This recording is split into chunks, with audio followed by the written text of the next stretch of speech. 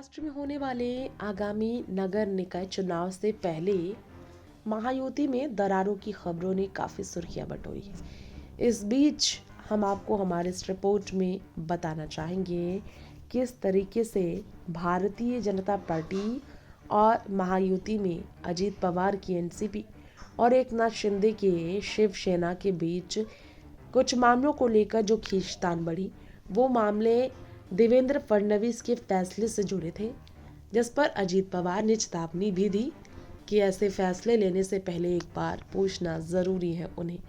तो वहीं अजीत पवार के शरद से बंद कमरे में एक मीटिंग ने नई संकेत दे दिए हैं।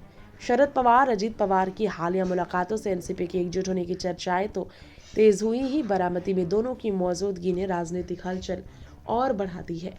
रिपोर्ट है दोनों के बीच एक बार फिर बंद कमरे में हुई है मीटिंग, और इससे पहले सुप्रिया सुले और सुनेत्रा पवार को भी गुफ्तगू करते देखा गया था। अजीत पवार की पत्नी है सुनेत्रा। अजीत और सुप्रिया के बीच बहुत अच्छी जुगलबंदी हमेशा रही जब ये एनसीपी में साथ थे। अब एनसीपी दो हिस्से में बटा। शरद अजीत से बेहद खफा रहे, लेकिन अजीत ने शरद को लेकर जरा भी जहरीली बात नहीं की। अब शरद की चाल को समझना एक बहुत बड़ी बात है। जी हाँ, महाराष्ट्र विधानसभा चुनाव रिजल्ट आने के बाद एनसीपी की एकजुट होने की चर्चा ने महायुति की टेंशन तो बढ़ाई है। केंद्रीय मंत्री अमित शाह और जेपी नड्डा, जिन्होंने महायुति को मजबूत करने के लिए तीनों दलों को साथ रखा, उनके लिए चुनौती खड़ी हो गई है, क्योंकि शरद और उनके भतीजे अजीत की जो बार बार मुलाकात हो रही है वो ऐसा ही संकेत दे रहे हैं।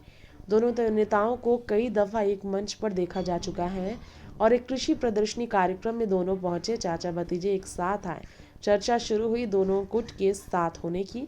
तो सांसद सुप्रिया सुले भी सुनेत्रा पवार से मिलने में एक ही मंच पर बातचीत करने में ज़रा नहीं हिचकिचाई। दोनों की कुर्सियां अगल बगल में ही बैठी हुई नजर आई। नेक्स्ट 9 पॉलिटिकल बाइट्स से तृप्ति की रिपोर्ट।